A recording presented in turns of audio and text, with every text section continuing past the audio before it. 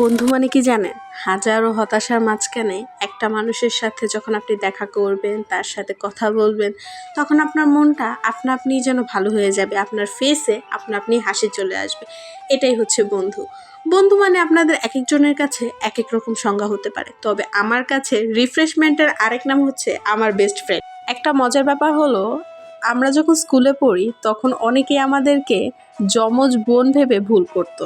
খানিকটা আমাদের চেহারার মিল আছে, আমরা দুইজনে একটু মোটুসুটু মানুষ, প্লাস আমাদের ড্রেস আপটাও একই টাইপের ছিল, যার কারণে অনেকে আমাদেরকে যমজ বোন ভেবে ভুল করতো। জানি না আদৌ আমাদের ফেসের মিল আছে কিনা, কিন্তু অনেকেই না আমাদেরকে জিজ্ঞেস করতো, ও কি তোমার যমজ বোন হয়? আচ্ছা, ও আজকে আসলো না কেন তোমার বোন? মানে এই টাইপের কোয়েশ্চেনগুলো আমরা প্রায় স্কুলে পেয়ে থাকতাম। যাই হোক, এটা ছিল আমার গতকালকের একটা ব্লগ। আমরা কলেজে গিয়েছিলাম আমাদের এডমিট কার্ড নিতে। আমরা এইচএসসি 25 ব্যাচ, যারা দিনের পর দিন আন্দোলন করেই যাচ্ছে, কোনো লাভ হচ্ছে না। আমাদেরকে পার্মানেন্টলি এক্সামটা 26শে জুনই দিতে হবে, তাই এত আন্দোলন করে লাভ নেই, পড়ালেখা করো, তাইলেই আমাদের মঙ্গল। আমি এটাই মনে করি আপাতত। এই দিনের ওয়েদারটা কিন্তু অনেক সুন্দর ছিল, ঠান্ডা একটা পরিবেশ, কিন্তু একটু পরপর বৃষ্টি নেমে যাচ্ছিল। লাস্ট পর্যন্ত আমাদের দুজনকেই ভিজে বাসায় ফিরতে হয়েছে এই বৃষ্টির কারণে। একটু পরপর বৃষ্টি শুরু হয়, একটু পরপর আবার বৃষ্টি, এই মুহূর্তে কিন্তু বৃষ্টি নেই, আবার একটু পর আবার বৃষ্টি শুরু হয়েছে।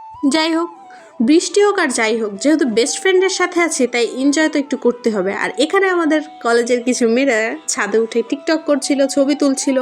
আমিও কিন্তু কম যাই না, ওরা টিকটক করছিল আর আমি ব্লগ বানাচ্ছিলাম। কি বলেন আপনারা? স্কুল লাইফও শেষ হয়ে গেল, কলেজ লাইফও শেষ হয়ে গেল, এরপর যে কোন লাইফ শুরু হবে জানি না। দিন যাচ্ছে আর পড়ালেখাকে একটা প্যারা মনে হচ্ছে। পড়ালেখা না করলেই হতো। ভাই, পড়ালেখাটা কে আবিষ্কার করছে? কি দরকার ছিল? রান্না বান্না করতাম, খাইতাম, দাইতাম, ঘুমাইতাম, মোবাইল টিপতাম। এত পড়ালেখা করে কি হইব গন্ত? কলেজের কাজ শেষ করে চলে আসছিলাম শহীদ মিনারে, আর শহীদ মিনারে আসতে না আসতে ধুম বৃষ্টি, মানে পুরাই ভিজে যাওয়ার অবস্থা। পরে আমরা লাস্টলি সত্যি আমরা দুইজনই ভিজে গিয়েছিলাম। যাই হোক, ভিজবো তো কি হয়েছে, ভিজবো, হাতে ফুল লাগিয়ে পুরো নারায়ণগঞ্জ ঘুরবো, চা খাবো, এটাই তো আনন্দ। অনেক বৃষ্টি পড়ছিল, আমরা দুইজনে 2 কাপ চা নিয়ে নিলাম শহীদ মিনারে, একটু চা খাবো, বৃষ্টিটা উপভোগ করবো, বৃষ্টি বিলাস করব। বৃষ্টিতে কি চা না হলে চলে? আর আমি তো ভাই চা লাভার, আমার তো দুধ চা ছাড়া চলেই না। আমার রেগুলার যদি দুধ চা না খায় আমার মাথা ধরে যায়, এমন একটা পর্যায়ে আছি, চা মানেও আমার রিফ্রেশমেন্ট। তবে আপনারা যাই বলুন, বৃষ্টির দিনে চা বা খিচুড়ি, মাংস এগুলো না হলে বৃষ্টির দিনটা জমেই না ভাই।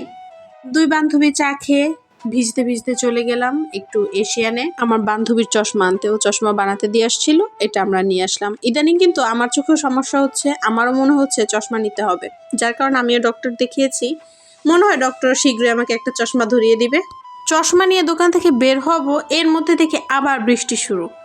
তবে যাই হোক, বৃষ্টিটা কিন্তু আমরা অনেকটা এনজয় করেছি দুইজনে।